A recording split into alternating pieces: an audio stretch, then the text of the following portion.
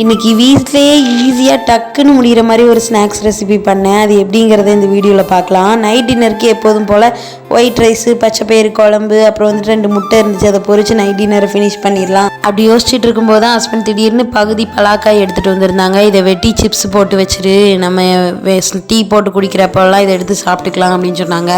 சின்ன வயசில் எங்கள் அம்மா சிப்ஸ் போட்டிருக்காங்க. அதுக்கப்புறம் நான் இப்போது எனக்கு எப்படி போடுறதுன்னு தெரியாது அப்படிங்கிறதுனால யூடியூப்பில் கொஞ்சம் சர்ச் பண்ணி பார்த்தேன். அப்புறம் போட ஸ்டார்ட் பண்ணிடலாம் அப்படின்னு சொல்லிட்டு வெட்டி கழுவி எடுத்து அதை எண்ணெயில் போட்டால் டப்பு டப்புன்னு என் மேலேயே தெறிக்க ஆரம்பிச்சிருச்சு. எனக்கு ஒரே பயமாயிடுச்சு. சரி இப்படி தான் இருக்கும் போல் அப்படின்னு சொல்லிட்டு உப்பு மஞ்சள் தூள் போட்டு இந்த ஒரு தண்ணி கரைசல் மாதிரி கரைச்சி வச்சுருந்தேன். அதையுமே ஊற்றி சூப்பராக மொறுன்னு வந்ததுமே ஹஸ்பண்ட் கிட்டே எடுத்து கொண்டு போய் கொடுத்தா அவர் சாப்பிட்டு பார்த்துட்டு பரவாயில்ல நல்லா தான் பண்ணியிருக்கேன், நல்லா மொறுன்னு இருக்குன்னு சொல்லிட்டாரு. சரின்ட்டு அவருக்கு ஒரு பிளாக் டீ போட்டு கொடுத்துட்டேன். நீங்களே பாருங்கள் எவ்வளோ கிறிஸ்பியாக மொறுன்னு வந்திருக்குன்னு.